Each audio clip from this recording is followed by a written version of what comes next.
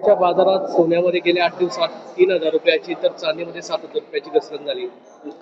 प्रामुख्याने जर कारणांचा विचार केला तर गुंतवणूकदारांनी केलेली प्रॉफिट बुकिंग आणि डॉलर इंडेक्स जो आहे तो स्ट्रॉंग होत आहे त्या अनुषंगाने आणि भूराजकीय जो तणाव होता त्याच्यामध्ये शांतता बघायला मिळत आहे त्या अनुषंगाने हे दर आज कमी झालेले आहेत.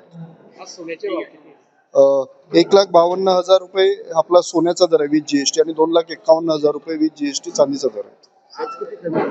आज कालच्या पेक्षा जर विचार केला तर 1,700 रुपयांनी सोन्याचा दर कमी झालेला आहे आणि 7,000 रुपयांनी चांदीचा दर कमी झालेला आहे. सर, सध्या लग्न सीझन सुरू आहे.